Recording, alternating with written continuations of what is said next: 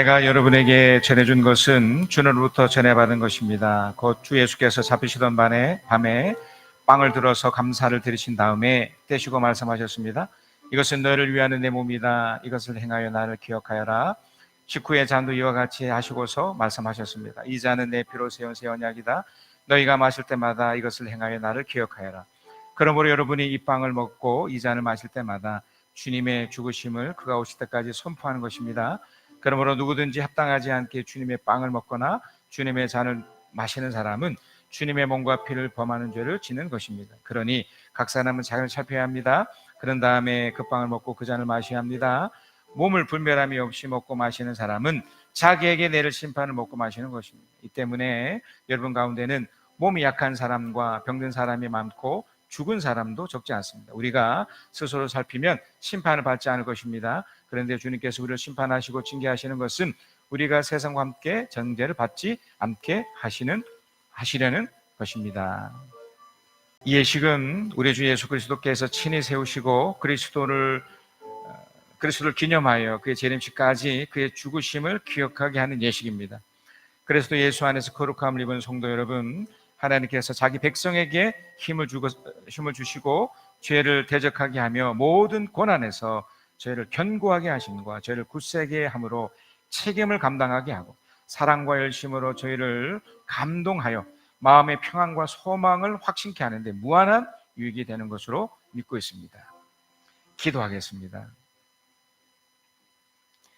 이것은 너를 위하는 내 몸이니 이것을 행하여 나를 기념하라고 하신 주님, 이제 우리가 주님의 뜻을 받들어 이 거룩한 성찬에 참여하고자 하오니 우리에게 긍휼을 베푸시고 이 빵을 나눌 때에 주님의 몸을 대함같이 신령한 은혜가 넘치게 하여 주시고 참여한 자들에게 생명의 능력과 확신케 하는 거룩한 빵이 되게 하여 주시옵소서.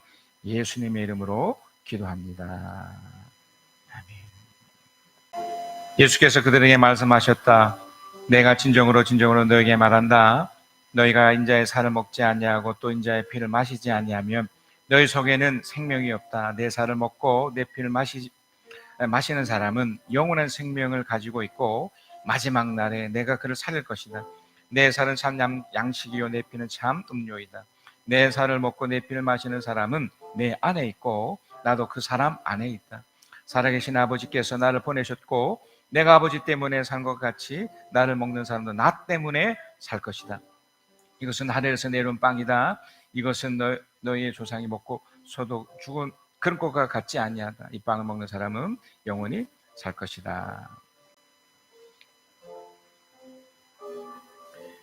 우리 기도하겠습니다. 내 살을 먹고 내 피를 마시는 자는 영생을 가졌고 마지막 날에 내가 그를 다시 살릴 것이라고 말씀하신 주님, 이제 이 잔을 통하여 우리가 주님의 사랑에 이르고 이 피에 참여함으로 생명에 이르고자 하오니 이 예식을 통하여 더욱 큰 은총을 힘께 하여 주시옵소서. 우리를 악한 죄악에서 지키시고 더욱 새 힘을 얻어 주의 죽으심을 오실 때까지 증거하는 하나님의 사람들이 되게 하여 주시옵소서. 예수님 이름으로 기도합니다. 아멘. 예, 그들이 찬미하고 감람산으로 나아가니라. 아멘. 지금도 살아 역사하시며 저희의 삶을 친히 주관하시는 하나님 아버지, 저희를 향한 변함없는 사랑으로 오늘도 우리를 주님의 축복이 가득한 이 예배의 자리로 인도하시고 이렇게 함께 모여 아버지께 찬양과 경배를 올려드리게 하심을 감사드립니다. 우리가 주님을 사모하는 마음으로 이 귀하고 복된 자리에 나왔지만 우리를 사랑하여 주신 아버지의 하나님의 사랑이 그보다 먼저 우리에게 임하였던 것을 기억합니다. 우리에게 우리 주 예수 그리스도를 믿는 믿음을 선물로 주신 아버지의 그 크신 사랑을 다시 한번 마음에 새기며 이 시간 말씀으로 찾아오시는 주님을 만나 깊은 교제를 나누는 은혜의 시간, 감격의 시간 되기를 원하오니 우리의 마음이 오직 하나님 아버지께 집중되어 우리 각자에게 주시는 아버지의 세밀한 음성을 듣도록 성령께서 역사하여 주시옵소서. 주님, 이 온 세상을 혼란에 빠뜨렸던 팬데믹 상황이 어느 정도 잦아드는 것 같았지만 먼 나라의 전쟁 소식이 세계 많은 나라뿐 아니라 우리나라에까지도 영향을 미치며 또 다른 위기를 만들어가고 있음을 봅니다. 우리의 의지와는 아무 상관도 없이 펼쳐지고 있는 이 상황을 보면서 이 세상을 마치 내가 주인인 것처럼 살아왔던 우리들의 교만한 모습을 돌아봅니다. 주님, 사람이 마음으로 자기 앞길을 계획하지만 그 발걸음을 인도하시는 분은 주님이시라고 고백한 솔로몬과 같이 우리도 우리의 이 안타까운 상황을 모두 주님께 맡기며 나아가길 원합니다. 우리의 삶의 모든 것이 오직 하나님 아버지의 주권 아래 있음을 믿으며 염려와 걱정보다는 소망과 기대를 마음에 품게 하시고 불만과 불평보다는 범사에 감사할 수 있는 마음으로 늘 기뻐하는 우리들 되게 하여 주시옵소서. 사랑의 주님, 우리나라가 겪고 있는 현실적인 문제들도 주님께서 해결하고 풀어주시길 간구드립니다. 새롭게 세워진 위정자들이 정치적으로 안정된 나라를 위해 자신이 맡은 역할에 최선을 다하게 하시고 하나님의 뜻에 합한 정책들을 수립하여 이 땅 가운데 주님 나라가 임하는 것을 저희가 목도하게 하여 주시옵소서. 나날이 높아져가는 물가로 한숨 짓는 사람들이 있습니다. 이 문제가 근본적으로 해결될 수 있는 길을 열어주셔서 모든 국민들이 기쁘고 행복하게 살아가는 대한민국이 되고 이 나라 곳곳에 하나님의 돌보시고 도우시는 은혜가 임하여 지금보다 더 굳건하고 든든한 우리 조국 대한민국이 되게 하여 주시옵기를 간절히 바라고 기도드리옵나이다. 주님, 우리를 위하여 이곳에 주님의 몸된 교회를 세우시고 늘 함께 하시어 주의 은혜를 누리는 교회로 인도하여 주심을 감사드립니다. 만군의 여호와이신 하나님 아버지께서 우리 교회를 굳건히 붙들어 주심으로 우리가 소망을 잃지 않고 든든히 서서 주님 주신 사명을 감당하는 주의 자녀로 살아감을 믿습니다. 우리가 성령의 인도하심에 힘입어 우리를 위협하는 수많은 영적 전쟁에서 승리하게 하시고 믿지 않는 영혼들을 주님께 인도하여 그들로 제자의 삶을 살도록 인도하는 교회 본분을 잊지 않게 하여 주시옵소서. 세워주신 내게 목장마다 하나님을 경험하고 간증하는 기쁨이 넘쳐나게 하시고 믿음의 교제를 통해 기도의 중보를 통해 주의 사랑으로 하나 되고 하나님의 살아 역사하심을 함께 체험하는 아름다운 믿음의 공동체로 세워가 주시옵소서. 특별히 우리 교회의 다음 세대를 축복하여 주시어 악한 세상을 본받지 말고 주님의 말씀을 등불로 삼아 불법과 불의를 이기고 세상의 빛과 소금으로 귀하게 쓰임받는 주의 자녀들 다 되게 도와주시옵소서. 지금 이 시간에도 주님 맡기신 사명을 위해 세계 곳곳에서 헌신하며 수고를 아끼지 않으시는 선교사님들을 기억하여 주시옵소서. 그들의 건강과 그들의 가정을 지켜주시고 그 귀한 섬김을 통해 많은 영혼들이 주님의 사랑의 품에 안기는 기쁨을 누리게 하여 주시옵소서. 녹록지 않은 선교 현장에 낙담하지 않도록 성령께서 늘 붙들어 주시고 새 힘과 용기로 더욱 전진하여 나가는 삶이 되도록 은혜 내려 주시기를 간절히 바라고 원합나이다. 또 우리 교회 홍석봉 목사님에게도 오직 우리 주 하나님의 강권적인 역사하심과 인도하심의 은혜가 풍성히 임하시길 간절히 기도드립니다. 하나님의 뜻을 따라 성도들을 진리의 길로 생명의 길로 인도하기에 부족함 없도록 영육간에 강건하게 지켜주시고 주님 나라의 영광을 위하여 귀하게 쓰임받는 목사님으로 날마다 능력에 능력을 다하여 주시옵소서. 오늘 또 말씀을 선포하실 때 우리의 완악한 마음이 깨어지게 하시고 우리 안에 내재하시는 하나님을 온전히 만나 늘 기뻐하고 감사하는 삶으로 이 땅을 살아가는 우리 모두 되기를 간절히 바라고 원하오며 이 모든 말씀 우리 주 예수 그리스도 이름 받들어 감사하며 기도드리옵나이다. 아멘. 사무엘상 17장 31절에서 40절입니다. 다윗이 한 말이 사람들에게 알려지고 누군가가 그것을 사울에게 알렸다. 그러자 사울이 그를 데려오게 하였다. 다윗이 사울에게 말하였다. 누구든지 저자 때문에 사기를 잃어서는 안 됩니다. 임금님의 종인 제가 나가서 저 블레셋 사람과 싸우겠습니다. 그러나 사울은 다윗을 말렸다. 그만두어라. 네가 어떻게 저자와 싸운단 말이냐. 저자는 평생 군대에서 뼈가 굵은 자이지만 너는 아직 어린 소년이 아니냐. 그러나 다윗은 굽히지 않고 사울에게 말하였다. 임금님의 종인 저는 아버지의 양떼를 지켜왔습니다.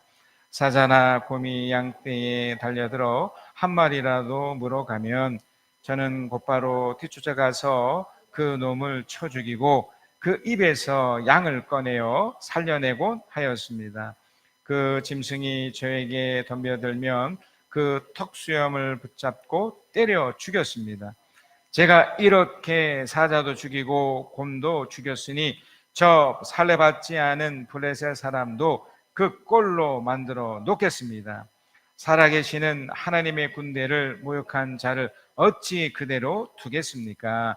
다윗은 말을 계속하였다.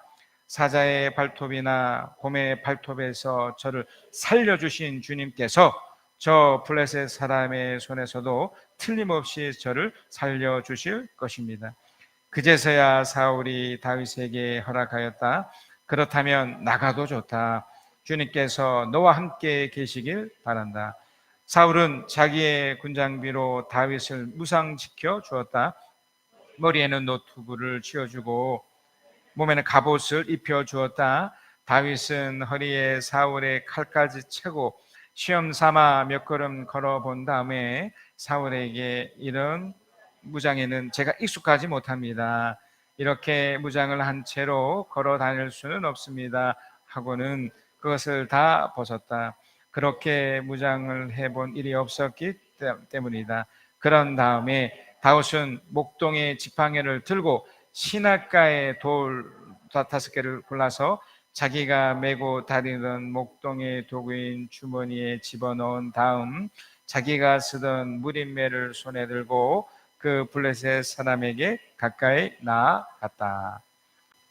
우리가 이전에 계속해서 다윗이 골리앗을 만나는 장면을 봅니다. 다윗은 이렇게 보면 우리를 대표해 주는 하나님의 사람인데 우리는 어떤 답을 압니다. 골리앗을 이겼다는 걸 알고 있어요. 자, 그런데 하나님의 사람인 이 다윗이 어떻게 그 과정 속에 이겼는지를 우리는 알 필요가 있습니다. 왜냐하면 그 내용을 우리가 알면 우리도 똑같은 하나님의 사람으로서, 이 정체성을 가진 사람으로서 골리앗과 같은 이런 상황, 이런 여건, 이런 사람을 만났을 때 뭐 일생에 이런 상황, 여건이 얼마나 많이 또 만날지 모르겠지만 혹 그런 것이 있었을 때 우리가 이 과정을 통해서 충분히 극복하고 이길 수 있기 때문에 그렇습니다. 그래서 이 과정이 중요해요. 이긴 걸 알겠지만 어떤 방법으로 이걸 이겨냈을까? 우리는 저번 주에 다윗이 처음 골리앗을 만나는 그 과정을 통해서 어떻게 이겼는지 첫 번째 그 내용을 보았더랬습니다. 사무엘상 17장 28절 30절에 이런 내용이 나오죠. 다윗이 군인들과 이렇게 이야기하는 것을 맏형 엘리압이 듣고 다윗에게 화를 내며 꾸짖었다. 너는 어쩌자고 여기까지 내려왔느냐? 들판에 있는 몇 마리도 안 되는 양을 누구에게 떠맡겨 놓았느냐? 이 건방지고 고집센 녀석아, 네가 전쟁 구경을 하려고 내려오는 것을 누가 모를 줄 아느냐? 다윗이 대들었다. 내가 무엇을 잘못했다는 겁니까? 물어보지도 못합니까? 그런 다음에 다윗은 몸을 돌려 형을 옆에서 떠나, 이 부정적인 것에서 떠나서 다른 사람 앞에서 가서 똑같은 말로 또 물어보았다. 거기에서도 사람들이 똑같은 말을 했다. 뭔가를 물어봤죠. 뭘 물어봤던 건가요? 다윗은 사무엘로부터 기름 부음을 받았을 때도 마찬가지였지만 지금 이 상황이 무엇을 의미하는지 정확히 몰랐습니다. 그의 아버지 이새가 나이도 이렇게 많았지만 마침 전쟁이 일어나는 그 상황에 그 전쟁터에 있는 그 형들의 안부를 묻기 위해서 그래도 믿을 만한 막내, 20대 초반 정도 되는 이 막내를 보냅니다. 신부를 보낸 거죠. 아침 일찍 일어나서 그 아버지의 명예에 순종해서 나갔던 거죠. 그리고서 지금 어떤 장면을 보게 되냐면 저 블레셋이라는 강력한 침략 세력의 골리앗이라는 약 3m가 이상 되는 엄청난 거구의 사람이 와서 40일 동안 계속 모욕하고 함부로 말을 하고 그런 것을 접하고 있었던 겁니다. 자, 그때 이 다윗이 그 광경을 보면서 이게 뭐지? 이랬을 거 아닙니까? 그때 그가 들었던 이야기, 그러니까 그가 물어봤던 이야기가 바로 이거죠. 사무엘상 17장 25절입니다. 적이 올라온 저자를 좀 보게 군인들이 서로 말하였다. 또 올라와서 이스라엘을 모욕하고 있어. 임금님은 누구든지 저자를 죽이면 많은 상을 내릴 뿐만 아니라 임금님의 사유로 삼시고 그의 집안에는 모든 세금을 면제해 주시겠다고 하셨네. 그래서 그 얘기를 들은 거예요. 그리고 사람들마다 계속 물어본 거예요. 정말 그게 사실입니까? 저자를 이기면, 저자를 물리치면 그런 상을 나에게 주겠습니까? 뭐 이렇게 물어봤던 거예요. 그 형 엘리압은 당연히 그걸 거부했지만 지금 대부분의 사람들은 이 이야기를 듣고도 그게 어쩌라고 그러죠. 왜냐면 그 힘든 상황이 펼쳐지고 있잖아요. 하지만 다윗은 이 첫 번째 이 골리앗을 만나면서 기대했던 게 있었죠. 그게 이제 하나님으로부터의 또 이 골리앗을 이겼을 때 얻게 된 보상을 기대했던 겁니다. 여러분, 이건 보편적이고 상식적인 겁니다. 여러분이 일을 하지 않습니까? 일을 하는데 물론 어떤 자선 사업이나 어떤 복지를 위해서 그냥 무보수를 하는 분들도 있지만 거기에도 보람이라는 대가가 있습니다. 하물며 일을 할 때 어떤 재정적인 어떤 대가를 받고 또 무엇인가를 기대하는 것은 너무나 당연한 거죠. 그러니까 우리 마음속에도 이런 것이 있듯이 다윗도 마찬가지로 이런 게 있었던 겁니다. 결국 골리앗을 첫 번째 만난 그 과정에서는 이 부분이 작용을 했어요. 자, 이제 두 번째 골리앗을 만난 그 과정이 이제 오늘 본문의 이야기인데요. 사무엘상 17장 31절입니다. 다윗이 한 말이, 이 말이 뭡니까? 그러니까 그 보상에 대한 그런 이야기도 듣고 그게 사실이에요? 뭐 이렇게 물어보면서 또 실제로 저 사람을 싸워서 자기는 이길 수 있다고 하는 거죠.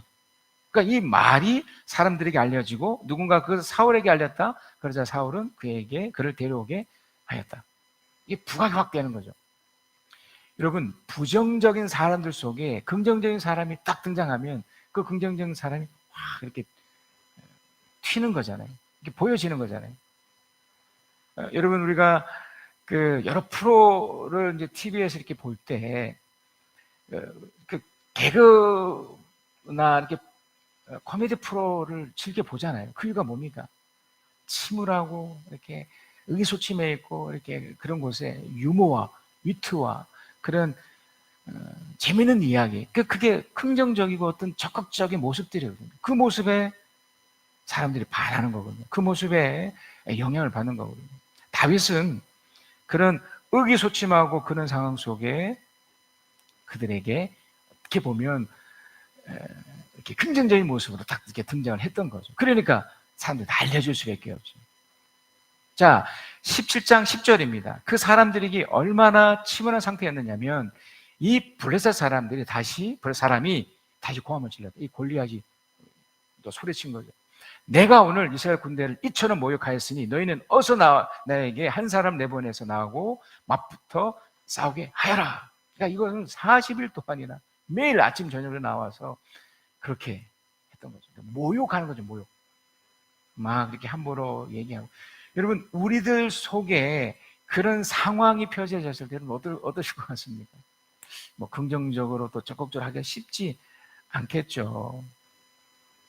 자, 그런데 어떻게 됐든 이 다윗은 그런 상황에 긍정적으로 적극적인 모습으로 짠하고 나타난 거예요. 자, 그래서 17장 32절에 다윗이 사울에게 말했습니다. 누구든지 저자 때문에 사기를 이뤄서는 안 됩니다. 임금님의 종인 제가 나서서 저 블레 사람과 싸우겠습니다. 여기 중요한 표현이 사기라는 말이에요. 사기. 사기꾼의 사기가 아닙니다. 예, 사기. 사기가 뭐냐면 몸과 마음이 기운으로 충만하여 급할 줄 모르는 씩씩한 기세라는 겁니다. 그 사기가 굉장히 중요하죠. 특히 군인들에게 있어서 이 사기가 없으면 못 이기는 겁니다. 우리 인생 속에도요, 이런 어려운 상황 속에 이 사기, 이게 없으면 안 되는 겁니다. 이 사기를 이렇게 들어가 보면 긍정적이고 적극적인 태도, 행동을 말하는 거거든요. 지금 이 다윗은 어떤 상태입니까? 어떤 보상을 기대하면서 부정적인 것을 피하고서 사울에게 나와서 그런 얘기를 하는 거잖아요. 내가 싸우겠습니다. 내가 할 수 있습니다. 막 적극적으로. 아무도 나서지 않는데 그 엄청난 군인들 앞에서 아무도 벌벌 떨고 있는 그 상황에 본인이 벌떡 일어나서 내가 한번 싸워보겠습니다. 이렇게 되는 거잖아요. 그럼 어떻게 생각하십니까? 이게 가능한 이야기일까요? 아니나 다를까 이 현실의 이 냉정함을 부딪히게 되죠. 그 사울 왕이 얘기를 합니다. 자, 17장 33절입니다. 자, 한번 같이 읽어볼까요? 시작. 그러나 사울은 다윗을 말렸다. 그만두어라. 네가 어떻게 저자와 싸운단 말이냐. 저자는 평생 군대에서 뼈가 굵은 자이지만 너는 아직 어린 소년이 아니냐. 우리는 이미 답을 알고 있습니다. 예, 소년이 어마무시한 이 골리앗을 이겼다. 이것도 뭐 뉴스감이지만 현실적으로, 그러니까 사울이 지금 말하는 것이 이것이 맞는 얘기인가요? 틀린 말인가요? 맞는 얘기죠. 이건 있을 수 없는 싸움이잖아요. 여러분이 현재 부딪히고 있는 그런 어려움들이 있잖아요.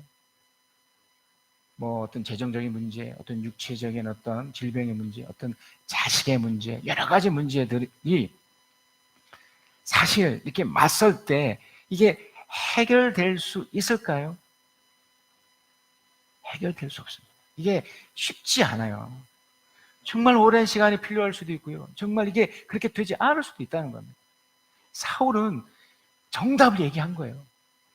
평생 군대에서 잔뼈가 굵은 이 어마무시한 이 골리앗을 이제 20대 초반에 정말 뭐 아무것도 못 해본 네가 이걸 이겨낼 수 있겠느냐. 여러분, 우리들 중에 부자가 없어요. 재정적인 어려움이 왔을 때 어떻게 이걸 쳐낼 수 있습니까? 최근에 제 아는 지인도 엄청난 이 세금을 이렇게 맞았는데 이 방법이 없어요. 네. 그러니까 현실은 이게 너무나 이렇게 냉정하고 무섭게 이렇게 몰아붙여지고 있는데 제 문제는 뭐냐면 여기 이제 신앙이라는 이 독특성을 여기에 이제 결합을 못 시키는, 이걸 연결시키지 못하는 거죠. 여러분도 그렇게 생각할 수 있죠. 왜냐하면 너무 상황이 힘들고 어렵다 보니까 내가 이걸 기도한들, 내가 성경을 지금 읽어본들, 어디 가서 정말 기도원에 들어가서 폭삭 주저앉아 막 울고 막 기도를 매달린들 이게 해결될까? 이게 바뀔까? 어떠십니까? 출애굽을 했던 이 이스라엘 백성들이 홍해를 경험합니다. 홍해가 갈라지는 것을 두 눈으로 봐요. 밤새도록 동풍에 불어서 그 벽을 지나가는 걸 목격을 해요. 어마무시한 기적을 그들이 경험을 해요.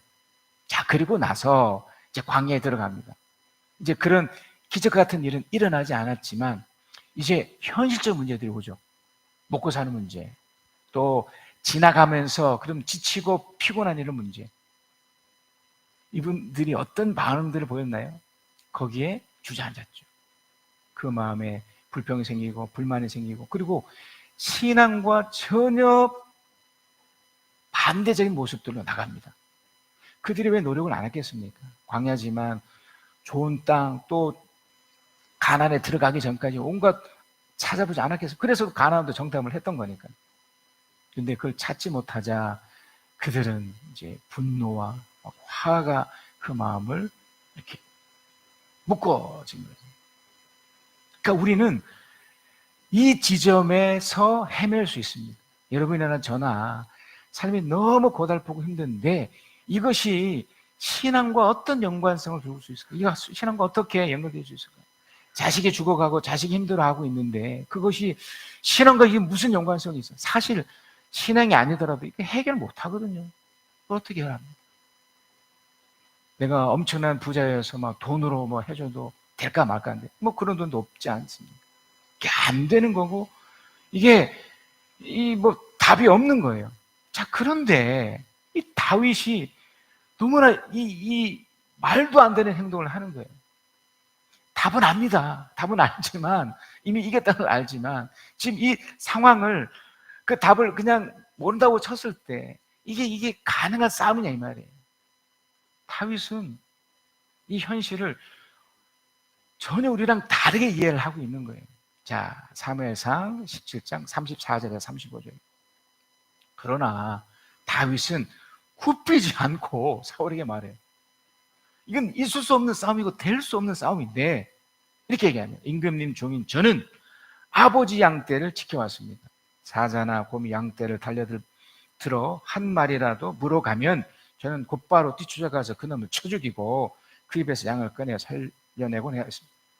그 짐승이 저에게 덤벼들면 그 턱수염을 붙잡고 때려 죽였습니다.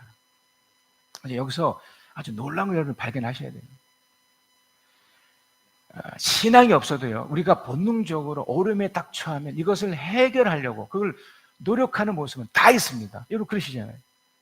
돈이 부족하면 어떻게든 이것을 얻기 위해서 정말 체면 구기면서까지 누군가에게 돈을 막 이렇게 요구하고 부탁을 한단 말이에요. 이게 목사님 저에게도 찾아와서 너무 힘드니까 저에게도 손 들이면서 목사님 얼마 안 되는 돈을 좀 주십시오. 그 노숙자들이 또 교회 와서 그렇게 하는 거잖아요. 또 살기 위해서.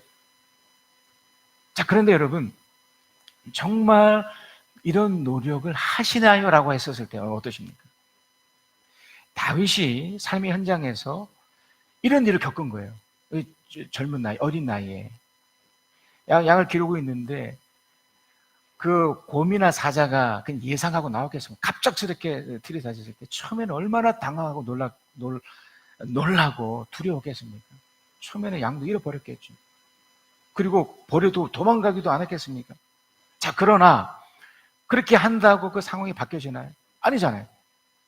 그러니까 여기서 중요한 지점이 여기 있는 겁니다. 여러분이 더 이상 피할 수 없고 이게 너무나 힘든 상황이 좀 부딪혔을 때는 어떻게 하셔야 되죠? 맞서는 수밖에 없는 겁니다. 도망간다고 또 이걸 피한다고 달라지는 게 없잖아요. 육체의 어려움이 왔을 때 몸이 이렇게 됐으니까 그냥 다 안 그러잖아요. 어떻게든 병원에 가서도 어떻게든 해보려고 그러고 뭐 어마어마한 돈을 들여서라도 막 살리려고 온갖 노력을 하잖아요. 이게 너무나 일반적인 상식적인 내용인데 딱 그 현장 그 속에 딱 들어가서는 그렇게 안 하는 경우가 훨씬 많습니다. 가만히 생각해 보세요. 특별히 이 신앙이라는 걸 교부시켰을 때는 더욱더 그래요. 여러분, 성경에서 말하는 현실에 대한 이해가 이렇습니다. 누가복음 14장 28절 30절입니다. 너희 가운데 누가 망대를 세우려고 하면 그것을 완성할 만한 비용이 자기에게 있는지를 먼저 앉아서 세마해 보아야 하지 않겠느냐. 그렇게 하지 않아서 기초만 놓은 채 완성하지 못하면 보는 사람들이 그를 비웃을 것이고 이 사람이 짓기를 시작만 하고 끝내지는 못하였구나 하고 말할 것이다. 여러분, 우리는 삶의 어려움이 딱 부딪혔을 때 우리는 두 가지 사실을 알아요. 이걸 어떻게든 해결해야 된다는 그런 것과 더불어 이 방법만으로는 안 된다는 걸 분명히 알고 있어요. 그럼에도 어떻게 합니까? 막 그렇게 달려들어야 되잖아요. 신앙도 똑같습니다. 먼저 앉아서 셈하여 본다는 게 뭘까요? 그런 일들이 그러니까 우리 힘으로만 될 것 같으면 사실 그런 문제도 오지 않죠. 우리 생각으로 우리 자녀 문제나 우리 돈 문제나 이런 것이 이미 우리 생각대로 다 됐으면 우리가 고민할 이유도 없습니다. 다 해결이 돼버리니까요. 왜냐하면 우리는 해결하려는 의지가 있거든요. 정말 이렇게 부딪히면 어떻게든지 이걸 다윗처럼요 그렇게 하려는 의지가 있어요.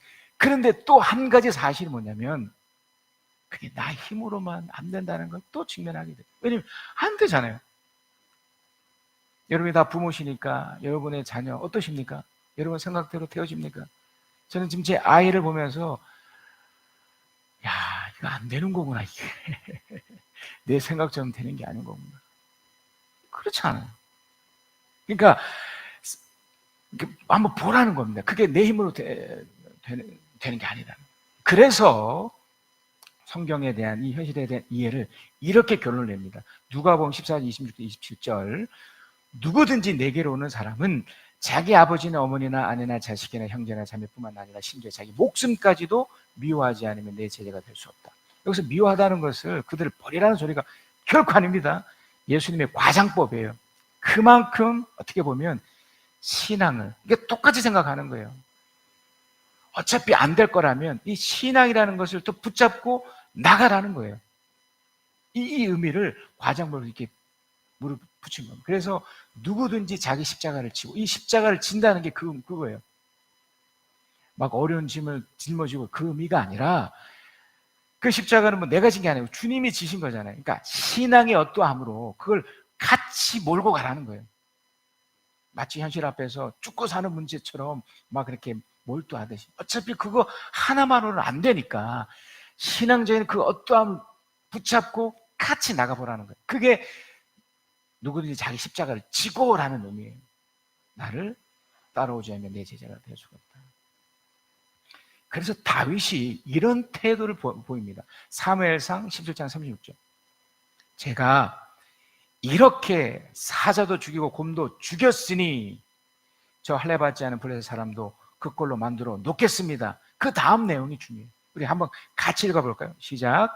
살아계시는 하나님의 군대를 모욕한 자를 어찌 그대로 두겠습니까? 그러니까 결국 이 다윗은 자기 힘으로 안 된다는 걸 알아요. 이 게임이 안 되는 거잖아요. 그러나 그는 살아계신 하나님의 어떠함을 그는 또 한 축으로 꽉 붙잡고 있었던 거예요. 그는 최선의 노력을 다한 거예요. 양을 잃어버렸을 때, 자기에게 덤벼들었을 때, 그 사자가 덤벼들었을 때 어떻게 가만히 있습니까? 싸워야 되잖아요. 목숨 걸고 사는 거잖아요. 양을 살리려면, 또 자기가 살려면. 근데 그것만으로는 안 되더라는 그것만으로. 뭡니까? 신앙. 눈에 보이지 않지만 하나님이 나를 반드시 도와주실 것이다.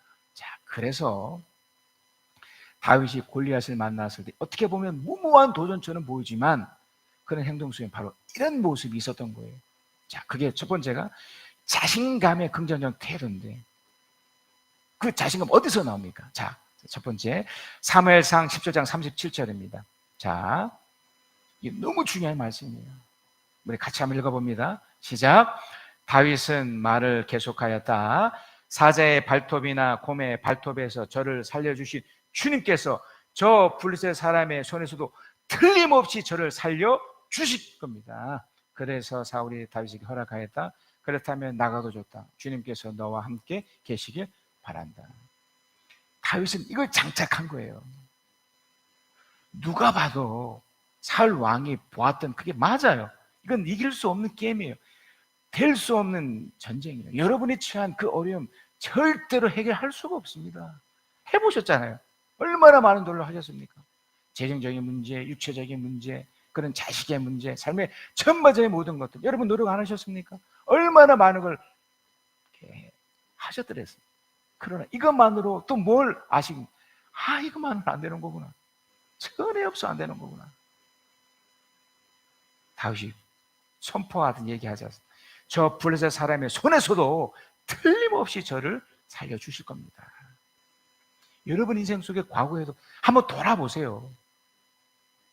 어쩌면 이렇게 또 됐네. 물론 여러분의 노력이 있었고 그것이 얼마나 많이 영향을 줬는지도 있었습니다. 그럼에도 이거 뭔가 있어. 그런 생각 들지 않으신가요? 어떻게 갑자기 저런 사람이 딱 이렇게 연결이 되지? 어떻게 이 시기에 이런 돈이 딱 빌려지지? 어떨 때 이렇게 또 진행이 되지? 그런 게 얼마나 많습니까? 살아계신 하나님이 반드시 도와준다. 반드시 나를 살릴 것이라는 그것이 있었던. 그러니까 이게 뭡니까? 그 자신감은 바로 이 믿음에서 오는 그의 긍정적인 태도였어요. 자, 사무엘상 17장 38절에 39절에 보니까 사울은 자기의 군장비로 다윗을 무장시켜 주었다. 머리에는 노트구를 씌워주고 몸에는 갑옷을 입혀주었다. 다윗은 허리에 사울의 칼을 차고 시험삼아 몇 걸음 걸본 다음에 사울에게 이른 무장에는 제가 익숙하지 못합니다. 자, 한 번 더 말씀드립니다만 우리가 세상적 방법을 안 한 게 아니잖아요. 그러나 이 방법이 만약에 익숙하면 할수록, 이것이 더 필요하면 할수록 우리는 계속해서 똑같은 딜레마에 빠져요. 이렇게 무전한 채로 걸어갈 수 없습니다. 하고는 그것을 다 벗었다, 그렇게 무정을 해본 일이 없었기 때문입니다. 그러니까 그거 갖고는 이길 수가 없는 거예요.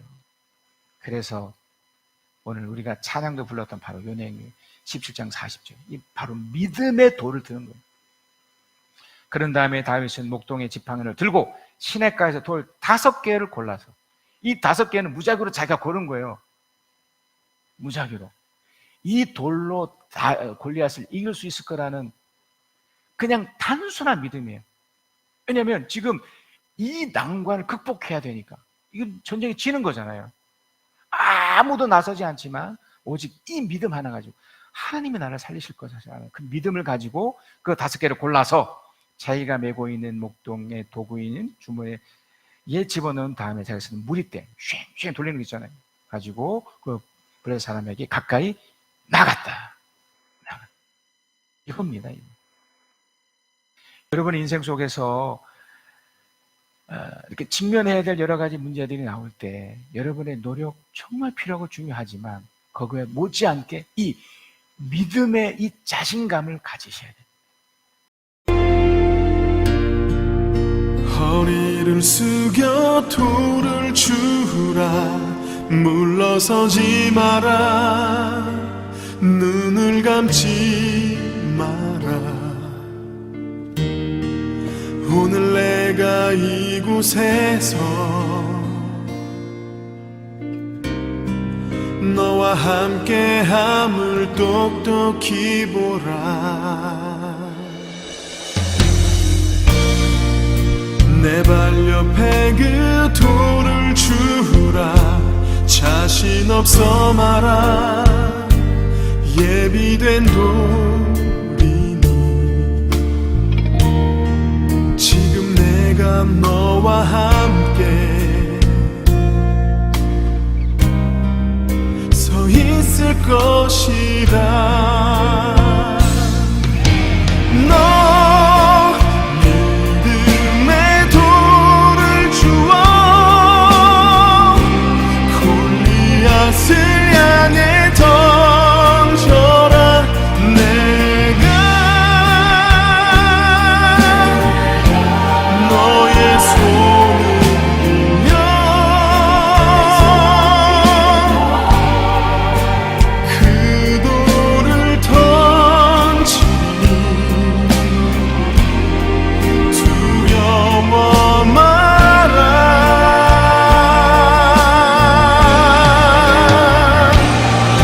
내가 너에게 오늘 승리를 줄 것이다.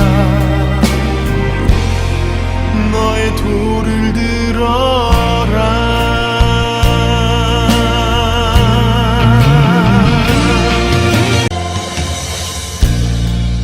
세상 다산 얼굴 하지 마라.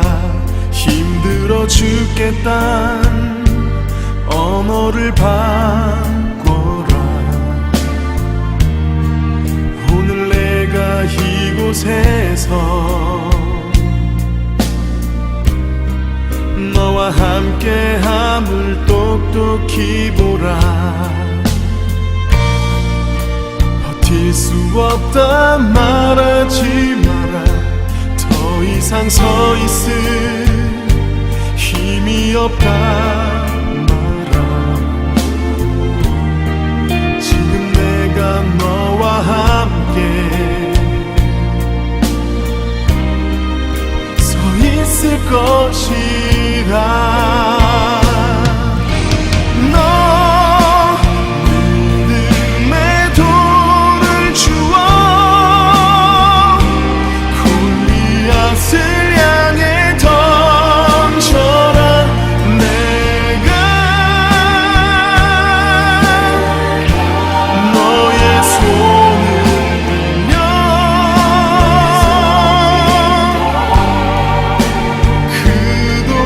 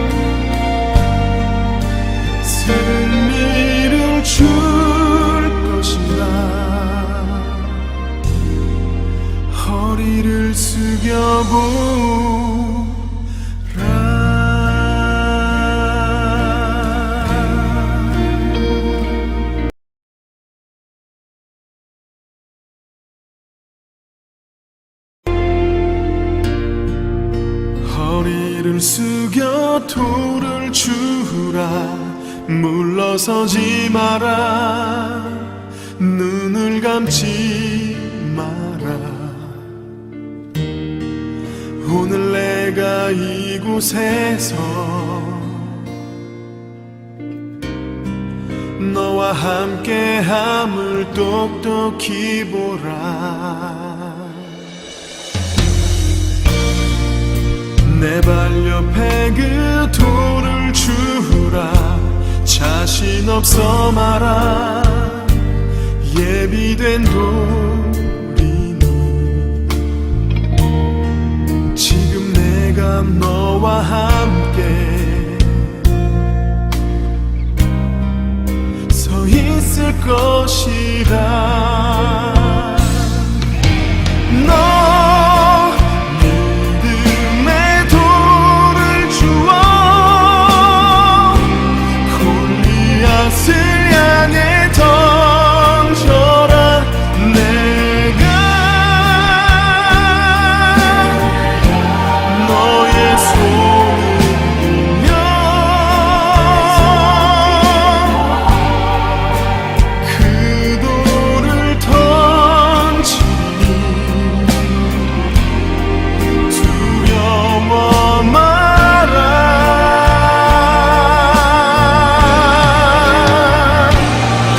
내가 너에게 오늘 승리를 줄 것이다. 너의 돌을 들어라.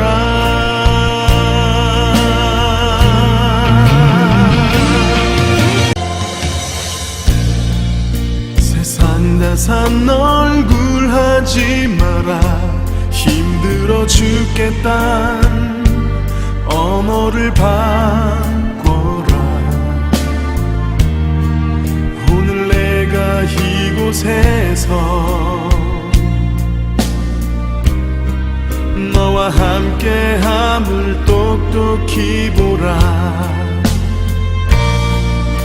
버틸 수 없다 말하지 마라.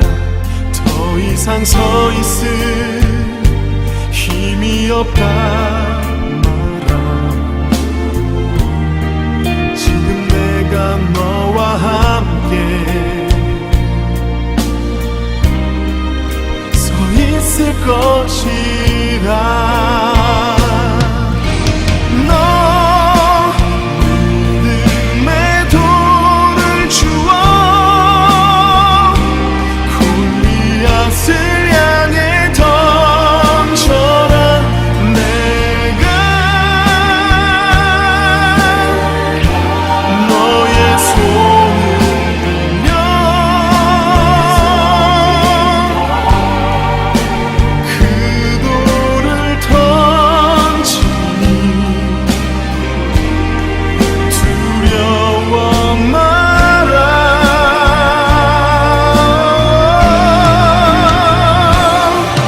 내가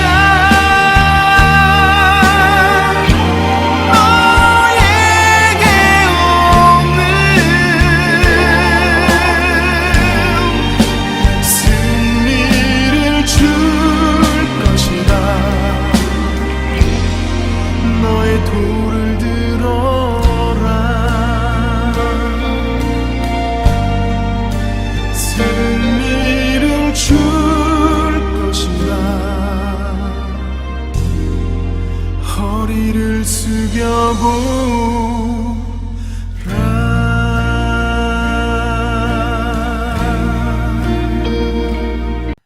하나님, 오늘 이 시간 이 예배에 참여하신 분들, 또 부득불 영상으로 참여하신 분들이 어떻게 보면 골리앗이라는 현실적인 난관들이, 그런 어려움들이 다 있는 줄 압니다.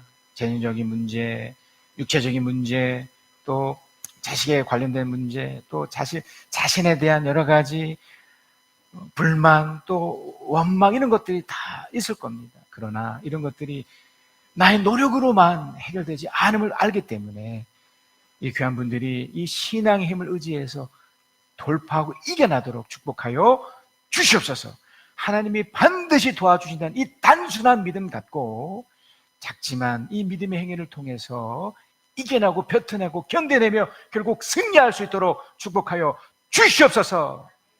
지금은 우리 주 예수 그리스도의 은혜와 아버지 하나님의 크신 사랑하십니까 우리 성령 하나님의 위로하신 교통하시 함께 하심이 주의 말씀 듣고 깨닫고 그 말씀대로 살겠노라 다짐하고 결단하는 하나님의 사람들 위해 지금 영원까지 함께 계실지어다.